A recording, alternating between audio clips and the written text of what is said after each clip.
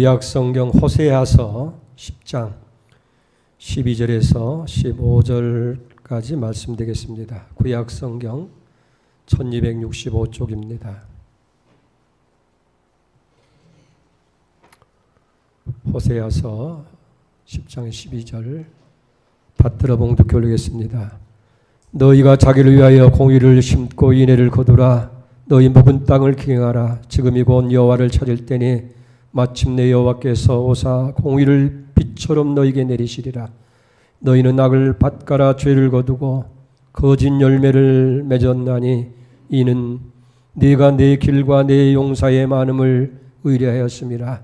그러므로 너희 백성 중에 요란함이 일어나며 내 산성들이 다 무너지되 살만이 전쟁의 날에 베다벨을 무너뜨릴 것 같이 될 것이라. 그때 어머니와 자식이 함께 부서졌도다. 아멘. 14절 말씀까지 봉독해 올렸습니다. 우리가 복음서에 보면 예수님께서 씨 뿌리는 자의 비유를 통해서 인간의 마음을 네 가지 밭에 비유해서 말씀하셨습니다. 길가와 같은 마음, 또 돌짝밭 같은 마음, 가시덤불과 같은 마음, 그리고 옥토와 같은 마음. 이 네 가지 밭의 종류 가운데서 길가와 같은 마음을 얘기할 때에 아주 굳어진 그런 상태를 말하게 되어집니다. 사실 이 길가의 밭도 원래는 옥토였는데 이 휴경기 동안에 사람들이 밟고 다니고 짐승들이 밟고 다니다 보니까 굳은 땅이 되어져 버리고 만 거예요. 우리 인간의 마음도 그래요. 원래는 옥토와 같이 좋은 그런 부드러운 마음이었는데 한 번, 두 번 죄를 짓고 또 악한 일을 하다 보니까 우리 마음이 굳어진 거예요. 또 우리가 이 세상을 살아가면서 인간관계 속에서 사람에게 실망을 하고 또는 상처를 입습니다. 부부간에, 부모 자식 간에, 또 직장에서 상사와 또 동료 간에, 또 교회 안에서 이런 것들이 이제 쌓이고 쌓이다 보니까 분노하는 마음이 생기게 되고 미워하는 마음이 생기게 되어지고 그것이 상처가 되고 이 굳어져서 굳은 마음, 길가와 같이 굳은 마음이 되는 거예요. 그러다 보니까 하나님과의 관계에도 굳은 마음이 되고 교회 생활 속에도 굳은 마음이 됐다 하는 거예요. 이런 굳은 밭의 특징이 뭐예요? 씨를 뿌려도 그 씨를 심을 수가 없다는 거예요. 왜? 심겨서 싹이 트고 자라서 열매를 맺어야 할 텐데 이 굳은 땅에는 씨를 뿌려봤자 그게 무슨 싹이 나겠어요? 우리 인간의 마음도 마찬가지라고 말이에요. 그럼 씨라는 것이 뭐예요? 씨앗은 내일을 위한 열매예요. 그리고 이 씨앗은 옥토에 심겨줘야 내일의 열매를 우리가 거둘 수 있게 되어진다 하는 거예요. 그런데 이 길가 같은 밭, 길가 같은 마음은 씨를 뿌려도 그걸 받아들이질 않는 거예요. 이 씨가 싹을 틔우고 자랄 수 없다는 거예요. 이런 길가 같은 마음을 가진 이의 특징이 뭐냐 하면 선입견과 고정관념의 포로가 돼서 교만합니다. 이 독선적이가 쉬워요. 자기의 지식이나 자기의 경험, 때로는 자기의 생각이 절대 옳은 것처럼 이 옹고접을 갖기가 쉬워요. 성경에서는 이런 사람들의 모습을 가리켜서 목이 곧은 사람이다라고 그렇게 이야기하는 것을 보게 되어집니다. 그런데 이런 길과 같은 마음을 가진 사람들이 어떤 사람이었어요? 이 성경에 보면 당시 종교 지도자들이었고 하나님 말씀을 잘 알고 있는 율법 학자들이었고 바리새인들이었다고 하는 사실이에요. 어떤 불신자리라든지 초신자를 얘기하는 것이 아니라 신앙에 연륜 있는 사람이에요. 믿음 생활을 오래 하고 스스로 생각할 때 나는 잘 믿고 또 말씀대로 살고 있다라고 그렇게 생각하는 사람들이었다 하는 거예요. 이게 문제가 되지 않아요? 나는 잘 믿고 있다고 생각하고 있는데 사실은 길가밭처럼 그 마음이 굳어진 사람이라는 거예요. 이런 사람들에 대해서 예수님은 탄식하잖아요. 마태복음 11장 16절을 보세요. 이 시대를 무엇으로 비유할까? 비유하건대 아이들이 장터에 앉아 제 동무들을 불러 이르되 우리가 너희를 향하여 피를 불어도 너희가 춤추지 않고 우리가 슬피 울어도 너희가 가슴을 치지 아니하였다 함과 같으니라. 마음이 굳어지고 보니까 도무지 요지부동이에요. 변하려고를 하지 않는다는 거예요. 강팍한 마음의 소유자들이 딱딱해 굳어진 그런 묵은 땅의 실체라는 거예요. 그러니까 하나님의 말씀을 들어도 하나님의 진노의 손길을 보면서도 전혀 변화가 일어나지 않는 거예요. 사랑하는 성도 여러분, 오늘 내 마음의 상태가 어떠한지 가만히 여러분 생각해 보세요. 내 마음이 과연 예수님이 4가지 밭을 얘기했는데 나는 길과 같이 굳어진 상태의 마음은 아닌가? 원래 사실은 하나님의 말씀을 들어도 또 하나님의 진노의 손길을 보면서도 화인 맞은 그런 마음처럼 감동이 없어요. 도무지 변하려고 하지 아니하고 요지부동인 그런 마음 상태라 하는 거예요. 근데 오늘 여기 중요한 건 뭐냐면 이런 참 다행스러운 것은 이 밭은 얼마든지 바꿀 수 있다고 하는 것. 여기 우리 희망이 있는 거예요. 굳어진 상태로 그 운명처럼 그대로 굳은 채 끝나는 것이 아니라 경작하는 사람에 의해서 얼마든지 옥토로 바꿀 수 있다는 것. 여러분, 좋은 땅도 묵혀두면 쓸모없는 황무지가 되지만은 아무리 거칠고 굳은 땅이라 할지라도 경작하는 사람이 잘 가꾸고 경작을 하게 되면 옥토로 변할 수 있다 하는 거예요. 우리 사람의 마음도 어떻게 가꾸느냐 따라서 달라질 수 있다고 하는 것. 이것이 오늘 말씀의 요점을 우리에게 말하고 있는 거예요. 그래서 호세아 선지자를 통해서 길가밭처럼 굳어진 그 당시 사람들에게 호소하고 오늘 이 시대를 살아가는 우리에게 말씀하는 거예요. 자, 12절을 보세요. 너희가 자기를 위하여 공의를 심고 인애를 거두라. 지금이 곧 여호와를 찾을 때니 마침내 여호와께서 오사 공의를 빛처럼 너희에게 내리시리라. 여기 묵은 땅을 기경하라는 거예요. 자, 그러면 묵은 땅을 어떻게 기경할 수 있어요? 우리가 잘 아는 대로 날카로운 보습을 가지고 이 땅을 갈아엎는 거예요.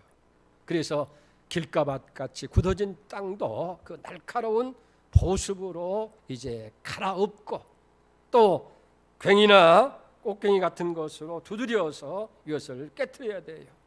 잡초는 뽑아버리고 여러 가지 가시 덤불 같은 것은 베어서 이제 불에 던져 태워야 되어집니다. 자, 그런데 묵은 땅을 기행한다고 하는 건 쉬운 일이 아니잖아요. 아마 여러분들도 농사를 지어본 경험이 있을 거예요. 굳은 땅은 얼마나 힘이 든지 꽃괭이를 가지고 콱콱 내려쳐도 이게 튀기만 하지 들어가지 않는 거예요. 그러나 힘들어도 어려워도 해야 돼요. 왜 기경을 해야 돼요? 그래야 그 밭에 씨를 뿌려서 열매를 거둬야 하기 때문에 농사를 지으려면 굳어진 땅을 기경하는 일이 우선 일어나야 된다는 거예요. 우리 인간의 마음도 마찬가지예요. 아름다운 열매를 맺기 위해서 길가처럼 굳어진 우리 마음을 기경해야 되는데 그 기경한다는 건 뭐냐 하면 회개를 의미하는 거예요. 우리가 하나님께 대해서 불신앙이라든지 불순종이라든지 불충성을 회개하고 사람과의 관계 속에서 시기, 질투 그리고 아집들을 다 회개를 해야 돼요. 내 자신에 대해서는 무관심하고 게을렀던 그런 것에 도취된 삶들을 회개해야 돼요.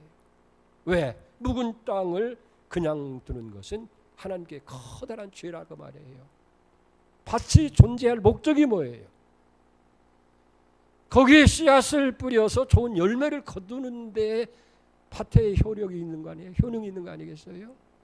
하나님께서 우리에게 마음을 주신 것도 우리의 밭을 잘 옥토로 만들어서 하나님의 공의에 씨를 뿌려서 의의 열매를 풍성하게 거두는 것. 자, 그런데 우리가 하나님의 은혜를 많이 받고 하나님께로부터 큰 은혜를 입었음에도 불구하고 열매가 없다고 하는 것, 굳어진 상태로 그대로 있다고 하는 것은 하나님 앞에 큰 제약일 수밖에 없다 하는 얘기예요. 그렇기 때문에 우리의 묵은 땅을 기경하는 것처럼 우리의 마음도 기경을 해서 옥토를 만들어서 아름다운 씨앗을 심고 좋은 열매를 거두어야 되어진다 하는 얘기예요. 자, 그렇다면 어떻게 묵은 땅을 기경할 수가 있어요? 오늘 말씀드린 것처럼 삽이나 아니면 괭이나 보습 같은 것으로 갈아엎는 것처럼 우리 마음은 그런 삽을 할 수 없잖아요. 이 성경은 우리에게 그것을 말씀해 주고 있어요. 뭐예요? 말씀, 그리고 기도, 그리고 성령으로 우리 마음을 기경할 수가 있게 되는 거예요. 디모데전서 4장 5절을 보세요. 하나님의 말씀과 기도로 거룩해진다라고 얘기해요. 히브리서 4장 12절 말씀에 보면 하나님 말씀은 살아있고 활력이 있어 좌우에 날선 어떤 검보다 예리해서 혼과 영과 및 관절과 골수를 찔러 쪼개기까지 하며 또 마음의 생각과 뜻을 판단한다라고 했어요. 스가랴서 4장 6절에 보면 이는 힘이나 능으로 할 수 없고 오직 여호와의 영 성령으로 할 수 있다. 그러니까 살아있고 활력 있는 하나님의 말씀으로 우리의 혼, 우리의 영, 우리의 마음을 찌르고 쪼개고 또 개혁을 해서 새롭게 여기 만들어야 된다 하는 거예요. 여러분 다윗의 경우를 보십시다. 이 다윗이 참 하나님 앞에 마음에 합한 사람이지만 한때 잘못도 있었어요. 우리아의 아내를 성폭행하고 그것을 이제 발각될까 두려워서 그 남편 우리아를 전쟁터에 보내서 은밀한 가운데 살인하는 죄를 저지르게 되는 거예요. 왜 그렇게 됐어요? 이 다윗이 삶이 편안해지게 되어지니까 자기 마음을 돌아보고 성찰하는데 게을리다 보니까 점점점 그 마음이 굳은 상태가 되어져 버리고 마는 거예요. 악한 일을 저지르고도 그저 날 하나 불키지 아니하고 살아가는 거예요. 자, 그럴 때에 하나님의 선지자 나단이 이 다윗을 찾아오잖아요. 그러면서 다윗 왕에게 얘기합니다. 한 성읍에 두 사람이 있었는데 한 사람은 큰 부자였습니다. 소도 많고 양도 많이 있었습니다. 그리고 한 사람은 너무 가난해서 그저 재산이라고 하는 것은 암양 한 마리 뿐인데 그 양양을 얼마나 사랑했는지 가족처럼 먹고 같이 자기도 하고 그렇게 했는데 어느 날 이 부자에게 손님이 찾아왔는데 이 부자가 자기 많은 양과 소를 잡아서 대접한 것이 아니라 가난한 자의 한 마리 양을 뺏어서 손님을 대접했습니다. 그 소리를 들은 다윗이 불같이 화를 냅니다. 그런 사람이 내가 통치하는 이 땅에 있느냐? 그는 당장 내가 하나님의 사심을 두고 맹세하니 살려두지 않을 것이다. 그리고 남이 그것을 빼앗으니까 그 암양의 4배를 갚게 만들겠다. 그러면서 성경에는 나오지 않았지만 물었겠죠. 그 누구냐? 당장 나한테 얘기해라 하실 거예요. 나단이 하는 얘기가 바로 그 사람이 당신이요. 하나님께서 당신을 사울의 손에서 구원해 주시고 주인의 집을 당신에게 주어 살게 만들고 주인의 초첩들을 당신 품에 두었고 이스라엘과 유다 족속들을 다 다스리도록 했고 만약에 부족했다면 이것저것도 더해 주실 텐데 어찌해서 하나님을 없수이 여기고 이런 악을 저질렀습니까? 하나님의 재앙이 이제 당신 다윗의 집에 일어나게 될 것이고 당신의 철을 뺏어서 이웃 사람들에게 주어서 당신은 은밀한 중에 행했지만은 백주에 동침케 만들겠다 하는 무서운 하나님 말씀이 말 때에 다윗이 어떻게 했습니까? 그 말씀으로 인해서 그 굳어졌던 마음이 깨지면서 하나님 앞에 통회하고 자복하잖아요. 그때 참회하면서 지은 시가 시편 51편입니다. 17절에 보니까 하나님께서 구하시는 제사는 상한 심령이라. 하나님이여 상하고 통회하는 마음을 주께서 멸시하지 아니하실 것입니다. 내가 내 죄를 용서받기 위해서 다른 어떤 제사보다도 통회하고 자복하는 이 마음을 하나님께 드립니다. 하나님이 통회하는 이 마음을 멸시하지 않을 겁니다. 철저하게 하나님 앞에 고백을 하면서 회개하면서 고백한 내용이 이거예요. 하나님께서 구하시는 제사는 상한 심령, 통회하는 심령이지 않습니까? 내가 이제 통회하고 자복하니 하나님이여 멸시하지 말아달라는 그런 기도를 드리게 된 것을 보게 됩니다. 우리 인간은 다 너나 할 것 없이 죄인인 거예요. 우리가 예수를 믿어서 구원받고 죄 용서받고 하나님 자녀가 됐지만 여전히 우리 마음속에 악한 타락한 죄성이 그대로 남아있다는 거예요. 그렇기 때문에 끊임없이 우리는 자기 자신의 마음을 살펴야 돼요. 하나님 말씀 앞에 나아가서 내 마음 속의 죄악을 찾아내고 그래서 그것을 깨트리고 녹여야 된다는 거예요. 그리고 십자가의 보혈로 이게 정결하게 배철현 교수님이 인문학을 강의하면서 그런 말씀을 한 것이 있습니다. 무엇이 위대한 국가를 만들고 위대한 기업을 만들 수 있느냐, 그 두 가지 단어를 얘기했어요. 하나는 키워드, 올바른 방향을 설정하는 것이라고 하는데 핵심이라는 것이죠. 이건 뭐냐면 묵상이라는 거예요. 묵상. 누가 훌륭한 리더자가 되어지고 누가 훌륭한 가장이 될 수 있느냐 하는 거예요. 이건 묵상하는 민족, 묵상하는 백성이 되어야 된다는 거예요. 하나님 말씀을 늘 묵상할 때에 우리는 올바른 방향을 설정할 수 있고, 그 다음에 두 번째는 컴패션. 이건 배려하는 것이라는 거예요. 타인과 더불어서 함께 살아가는 그런 마음을 갖는 그런 리더자가 위대한 국가를 만들 수 있고 위대한 기업이나 위대한 공동체를 만들어 갈 수 있다 하는 거예요. 그렇기 때문에 여러분, 우리 성도들에게도 누가 훌륭한 성도, 하나님 앞에 온전한 성도가 될 수 있느냐, 늘 말씀을 가지고 묵상하는 자예요. 그리고 내 자신을 살펴야 된다는 겁니다. 여러분, 시편 119편 11절에 보면 다윗이 그렇게 고백하잖아요. 내가 주께 범죄하지 아니하기 위해서 주의 말씀을 내 마음에 두었습니다. 청년이 무엇으로 그 행실을 깨끗게 합니까? 오직 하나님 말씀으로 삼갈 뿐입니다라고 그렇게 고백하고 있는 것을 보게 됩니다. 여러분, 우리가 경계심을 갖지 못하고 그저 대충대충 살아가다 보면 얼마나 우리는 타락하기 쉽고 부패하기 쉬운 것이 인간의 모습이라고 말이에요. 그래서 영국의 유명한 설교가였던 스펄전 목사님 그랬잖아요. 내가 사람의 마음은 5분만 방치하면 마귀를 만드는 공장이 되고 만다 그랬어요. 그렇게 신실한 믿음의 사역자였던 스펄전 목사님이 사람이 5분만 자기 마음을 방치하면 거기는 마귀들이 와서 만드는 공장이 될 수밖에 없다는 거예요. 하물며 우리는 어떻습니까? 우리가 경계심을 늦추고 대충 살아가다 보면 나도 모르게 내 마음에 마귀의 공장을 만들어서 내 마음이 길가밭처럼 굳어질 수밖에 없다 하는 거예요. 그렇기 때문에 우리는 늘 하나님의 말씀과 기도로 거룩해지기 위해서 우리를 성별하는 이 묵상이 필요하다는 거예요. 마치 목욕탕에 갔다 오면 어떻게 해요? 깨끗이 한 달 정도 괜찮아도 괜찮겠다. 아니죠.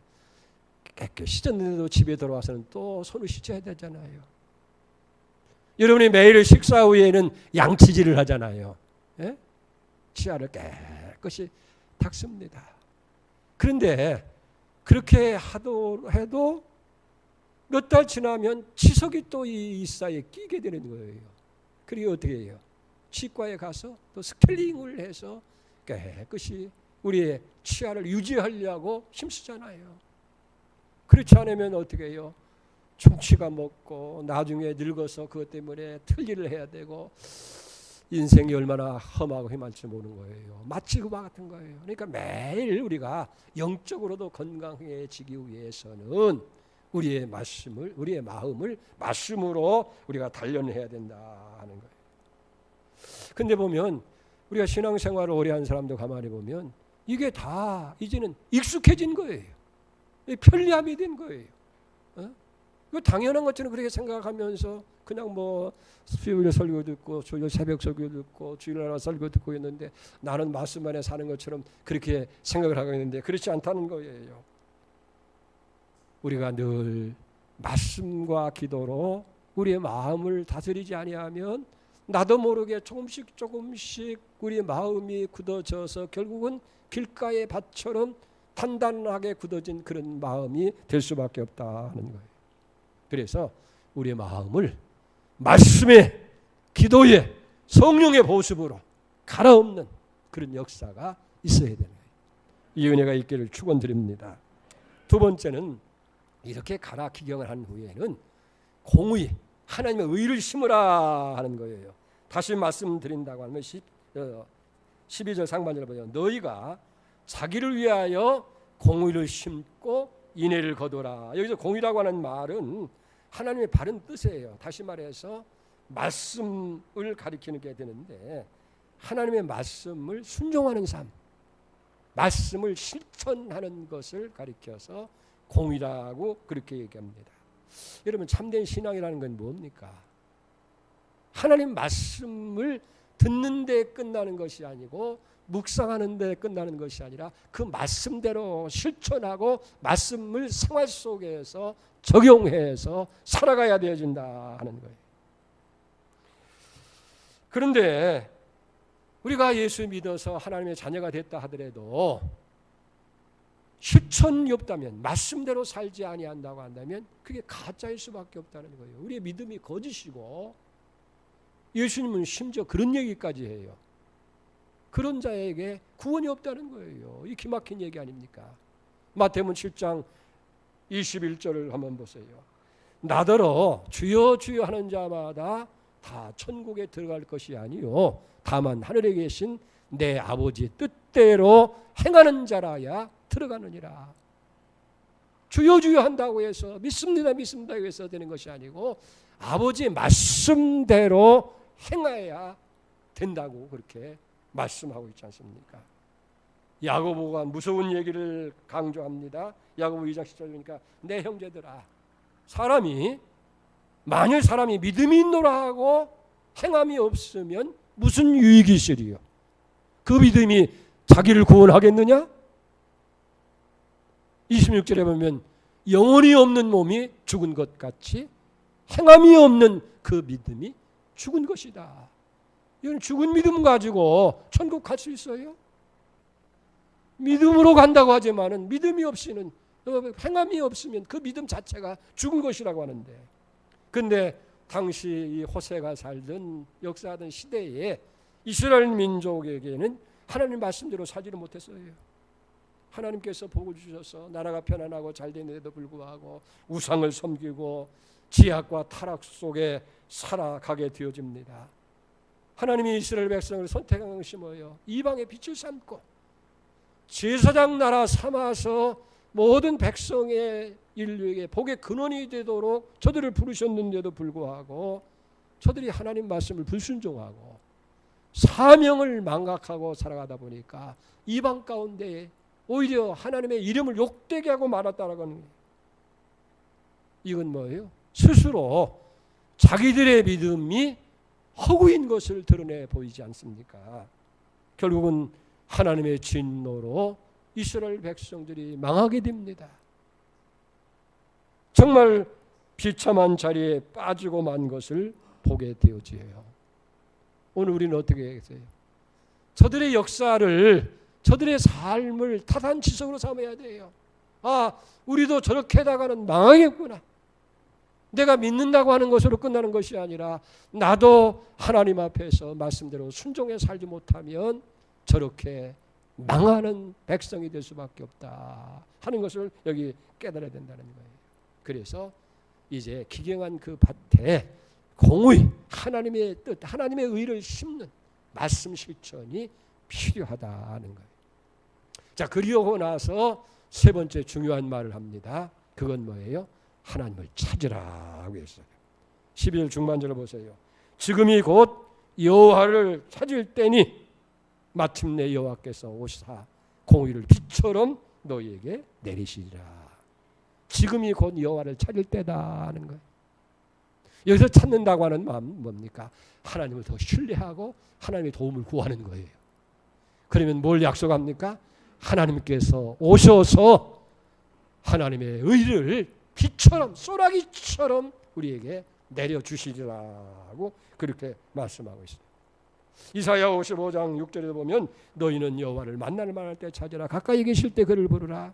악인은 그 길을 불의한 자는 그 생각을 버리고 여호와께로 돌아오라. 그리하면 그가 긍휼히 여기시리라. 우리 하나님께로 돌아오라. 그가 너그럽게 용서하시리라. 여러분, 하나님을 찾아야 돼요. 그럴 때 공의를 비같이 인애를 소나기처럼 하나님께서 부어주시며 약속을 하는 거예요. 찾는 일. 우리 한국교회 초창기에 이용도 목사 아주 대붕자였어요. 근데 이분이 평양신학교에 다닐 때에는 엉터리 신학생이었다는 거예요. 하나님의 존재에 대해서도 의심하고 제대로 믿지를 못하는 거예요. 재앙인지 아니면 하나님 연단인지 모르게 병이 들었어요. 폐병 상기입니다. 그러니까 학업을 계속할 수 없게 되니까 결국은 이제 학교를 휴학하고 평양 근교에 있는 강농이라는 마을에 휴양차 가게 됐어요. 그런데 어떻게 그 휴양 온 것을 이제 교회 사람들이 알았는지 강동 마을에 있는 교회 사람들이 다 몰려와서 우리 지역에 신학생이 왔다.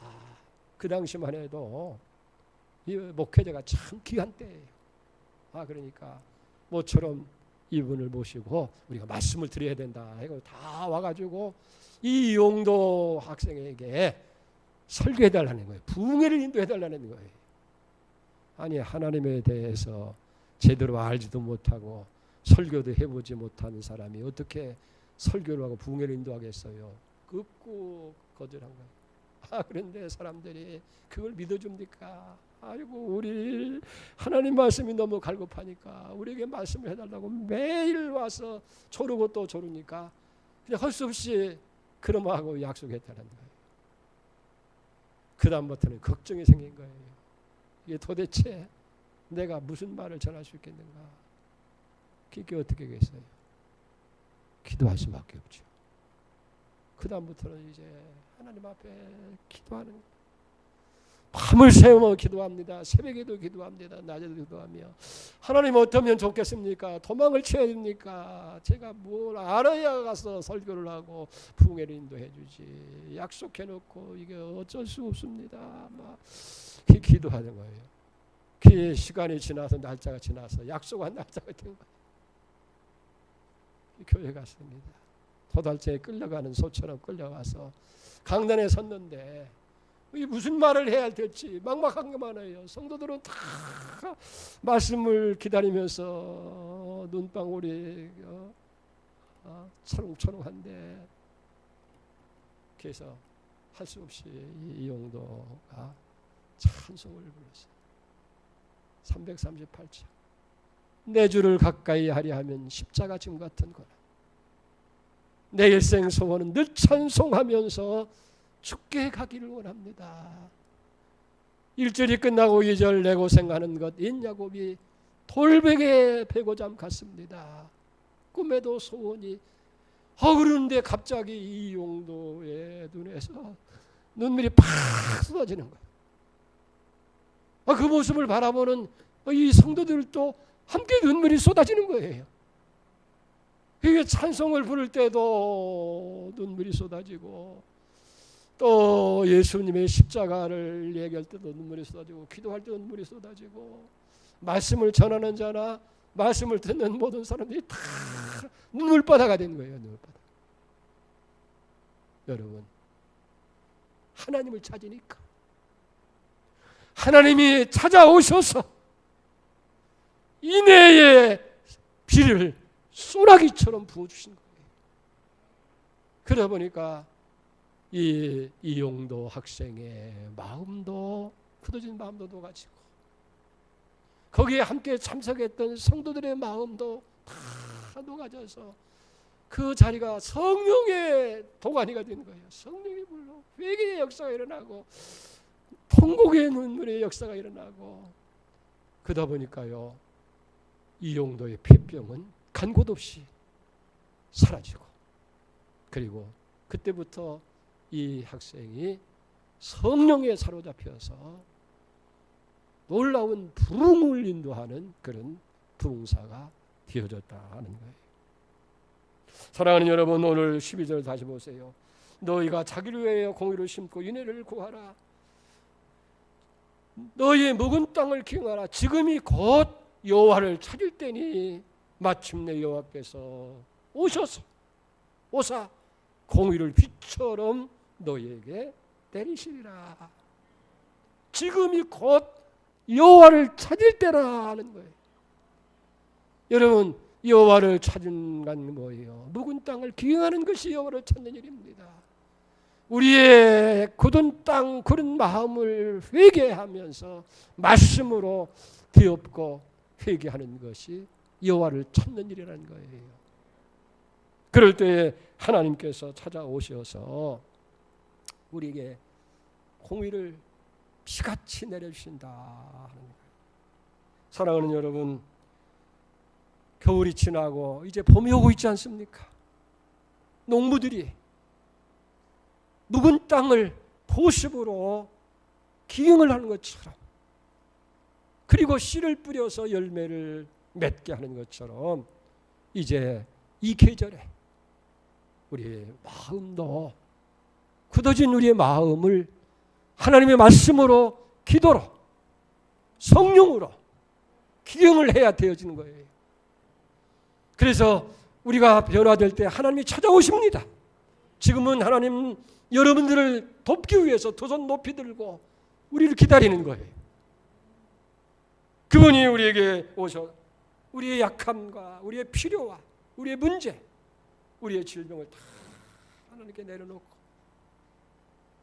그분의 도움을 구하게 될 때에 성령의 강력으로 악한 사탄이 우리의 가정을, 우리의 심령을, 우리의 교회를, 우리의 민족을 억누르고 얽매이는 이 강력한 진지를 파괴하고 이 세세를 끊고 하나님의 공의의 은총을 충만히 내려줄 줄 믿습니다. 우리는 이 일을 위해서 우리의 굳어진 마음을 말씀과 기도와 성령으로 기경을 해야 됩니다. 그리고 말씀을 늘 묵상하면서 그 말씀 안에서 실천해 가게 될 때 하나님이 우리에게 찾아오십니다. 역사하십니다. 이 은혜가 이 계절에 임하기를 주의 이름으로 축복합니다. 하나님 아버지, 겨울이 지나고 봄이 오고 있습니다. 농부들은 묵은 땅을 보습으로 기응을 해서 씨앗을 뿌리고 있는데 오늘 우리의 굳어진 마음 주여 도무지 말씀을 들어도 하나님의 진노의 손길을 보면서도 깨닫지 못하고 변하지 못하는 우리의 심령은 어떠해야 되겠습니까? 우리의 마음도 말씀과 기도와 성령으로 주여 찌르고 쪼개고 변화시켜서 옥토가 되게 하시고 하나님의 공의를 심고 인애를 거두게 하시고 이제 하나님을 찾게 하여 주시옵소서. 우리 약함, 우리의 필요, 우리의 문제, 우리의 질병을 다 하나님께 내려놓고 하나님을 찾는 저를 되게 하셔서 오늘 우리와 가정과 이 민족을 강한 진지로 가로막고 얽매이는 이 사단의 역사에서 벗어나게 하시고 참된 의를 이루는 축복이 계절이 되게 하여 주시옵소서.